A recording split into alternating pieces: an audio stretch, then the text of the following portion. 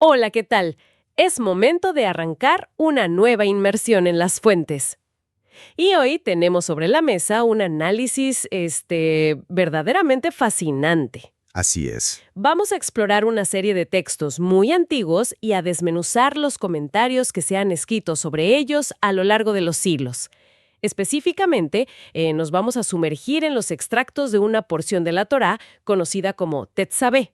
Que abarca los capítulos 27 y 28 del libro del Éxodo. Exactamente. Y para hacer este recorrido con la profundidad que se requiere, pues estamos utilizando herramientas interesantísimas. Comparamos traducciones de la Biblia de Jerusalén, la Biblia Kadosh y comentarios clásicos hiperdetallados. Como los del famoso erudito medieval Rashi. Ajá, y también la edición analítica del Humash Morderoro. El objetivo de esta sesión, digamos nuestra misión de hoy, es extraer esas pepitas de conocimiento sobre el liderazgo, la atención al detalle y el simbolismo oculto que guardan estos textos. Claro. La idea es tomar conceptos que de entrada pueden parecer áridos o un poco densos y transformarlos en momentos de asombro para cualquiera que busque un aprendizaje ágil, pero pues con mucha carnita. Yo estoy muy emocionada de arrancar. Y yo también. Es un ejercicio literario e histórico que vale muchísimo la pena. Pero creo que es fundamental establecer las reglas del juego antes de entrar de lleno a los textos. Me parece perfecto. La revisión que vamos a hacer hoy es desde una óptica completamente imparcial y analítica. O sea, no estamos aquí para tomar ninguna postura religiosa. Sí, cero teología dogmática hoy. Exacto. Ni para defender una visión sobre otra.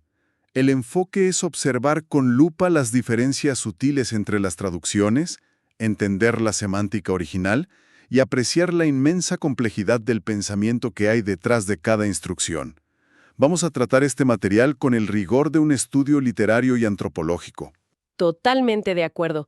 Y es que, a simple vista, cualquiera que lea estos capítulos del Éxodo podría pensar que se topó con un manual técnico de hace miles de años. Literalmente. Son instrucciones sumamente específicas sobre, no sé, cómo exprimir aceitunas, cómo mantener una lámpara prendida y el patrón de costura para la ropa de los sacerdotes. Suena a inventario. Sí, suena a un catálogo de materiales. Pero rascándole tantito a la superficie, empiezan a botar códigos matemáticos, lecciones durísimas de psicología humana y mensajes bien profundos sobre el peso que conlleva tener autoridad. Bueno, vamos a desempacar esto. Empezando por un misterio literario que me voló la cabeza. El elefante en la habitación. Exacto. En toda esta porción de Tetzaveh, el nombre de Moisés o Moshe simplemente no aparece, ni una sola vez.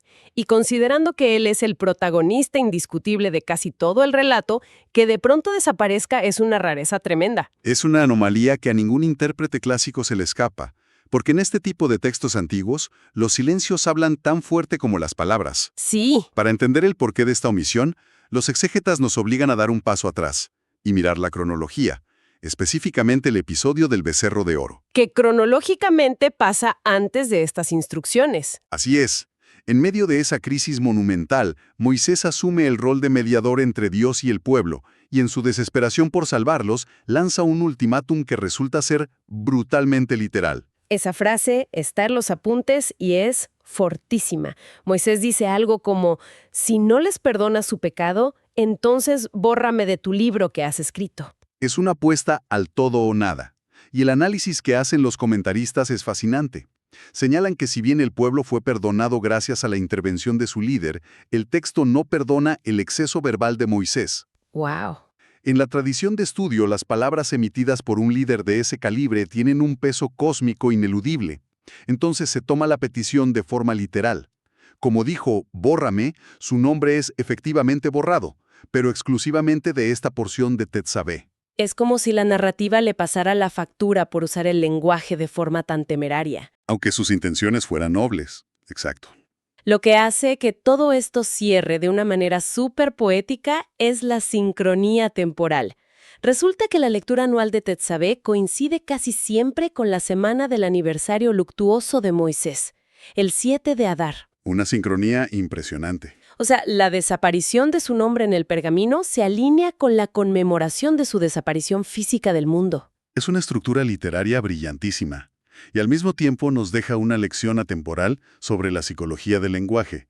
El texto advierte, de manera sutil pero contundente, sobre el peligro de verbalizar cosas negativas sobre uno mismo. Sí, de maldecirse. Las palabras tienen peso. Incluso en un momento de autosacrificio, pedir la propia destrucción tiene consecuencias. Definitivamente peneja pensando en cuántas veces decimos cosas a la ligera sobre nuestro propio futuro, sin darnos cuenta. Pero, pasando a la materia prima de las instrucciones, el capítulo 27 arranca con un mandato muy específico sobre el aceite de oliva. Para la luz perpetua. Ajá. La instrucción es traer aceite puro para encender una luminaria constante, el ner tamid. Y aquí me llamó muchísimo la atención una palabra. Las traducciones hacen énfasis en que el aceite debe ser macerado o machacado. No molido. Exacto, no molido. Ahí Rashi hace una distinción operativa crucial. Explica que en la antigüedad, el método estándar para obtener aceite en masa era usar pesadas piedras de molino. Pero para este propósito sagrado, las piedras de molino estaban prohibidas. Por los sedimentos, ¿verdad? Exactamente. Por la fricción y el peso, siempre soltaban pequeñísimos sedimentos de la misma piedra enturbiando el líquido. La instrucción exigía que las olivas fueran machacadas a mano, suavemente, en un mortero. Y el nivel de exigencia no paraba ahí. De cada aceituna machacada a mano, solo se utilizaba la primera gota que escurría naturalmente. La más pura. Solo esa gota servía para el candelabro sagrado. Claro, el resto del aceite no se tiraba. Los sabios aclaran que se usaba para las ofrendas de harina, pero para la luz, cero concesiones. Esa obsesión nos lleva a otra dimensión de análisis. En este tipo de estudio exegético, cada palabra tiene fondos ocultos, y el término hebreo original para macerado guarda un secreto que los sabios medievales desentrañaron usando la gematría. Aquí es donde se pone realmente interesante. A ver, cuéntanos. La palabra hebrea para macerado es katit. Se escribe con 4 letras: kaf, tav, yod y otra vez tav. En el sistema numérico hebreo, la letra kaf vale 20 y la letra tav vale 400. De acuerdo. Si tomas las 2 letras de los extremos, suman exactamente 420. Luego tomas las 2 letras centrales, la tav de 400 y la yod de 10. Suman 410. Parece un simple juego numérico. Sí, de entrada sí. Pero la tradición le da un significado masivo a esos 2 valores.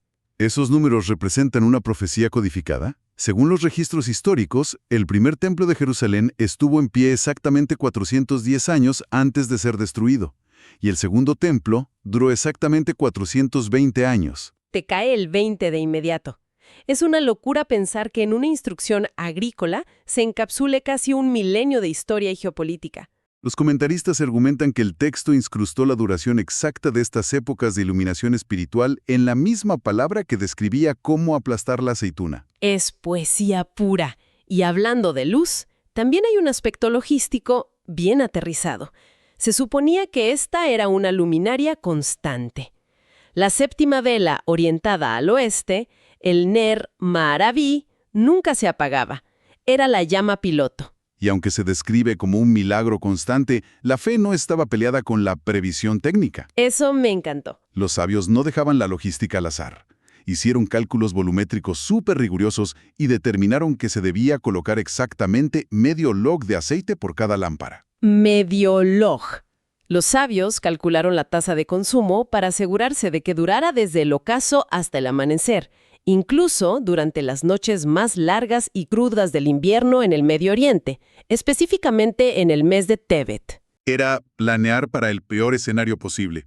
Garantizando que la luz nunca faltara. Esa intersección entre fe y pragmatismo es increíble. Y ese mismo nivel de detalle pasa al capítulo 28. Un giro temático total. Pasamos de la ingeniería de iluminación a la alta costura. Dios da la instrucción de acercar a Aarón, el hermano de Moisés, y a sus hijos Nadab, Abihú, Elazar e Itamar para consagrarlos. Y el enfoque es crear vestimentas sagradas que otorguen majestad y esplendor. Pero lo fascinante es a quién se le encarga este trabajo.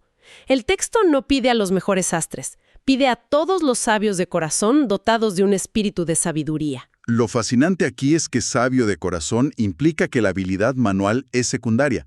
Para este nivel de consagración, el artesano necesitaba una pureza de intención y una elevación moral intachable. Un conocimiento místico. Sí, la energía y concentración del fabricante se entretejen literalmente en la prenda. Un contraste brutal con la producción en masa de hoy.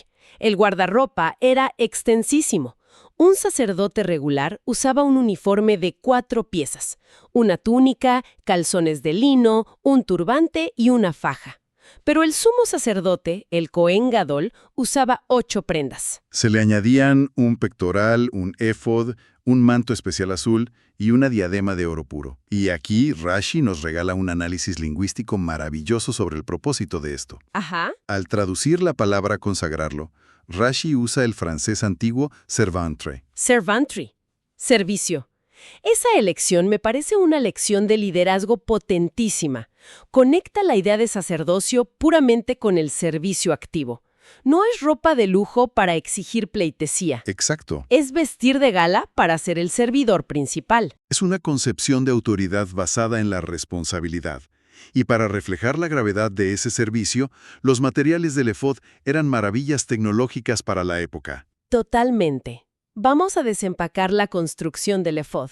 Los materiales son oro, hilo azul celeste o turquesa llamado tejelet, hilo púrpura argamán, hilo carmín tolat chaní y lino fino trenzado. El método para unir esto te deja sin palabras.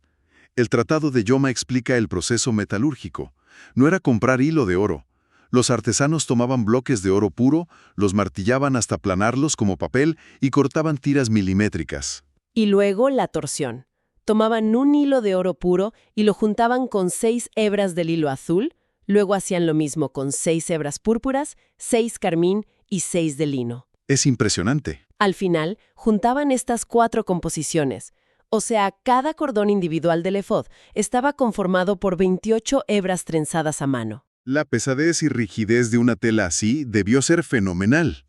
Entonces, ¿cómo se veía esta prenda ya terminada? Rashi lo compara visualmente con el pursuint, una especie de delantal reforzado que usaban las mujeres de la nobleza en la Edad Media al montar a caballo. O sea, se ataba por la espalda cubriendo la parte inferior del cuerpo con un cinto integrado y tiradores hacia los hombros. Así es.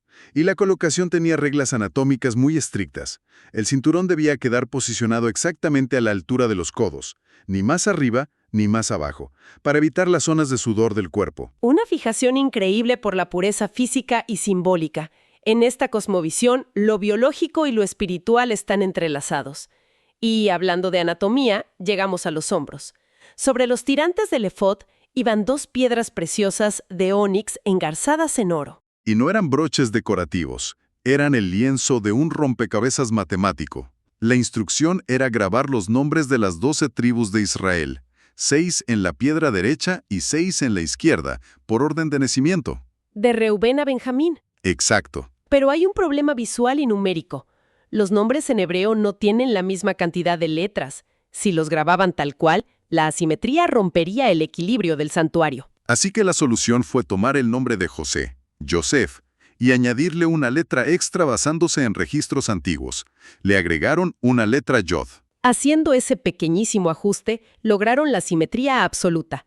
La piedra derecha terminó con exactamente 25 letras y la izquierda con 25 letras también. Y en este universo de estudio, nada es casualidad. Entonces, ¿qué significa todo esto? Si conectamos esto con el panorama general, ese número 25, sumado a los 6 nombres por piedra, apunta al verso central del judaísmo, el Shema Israel.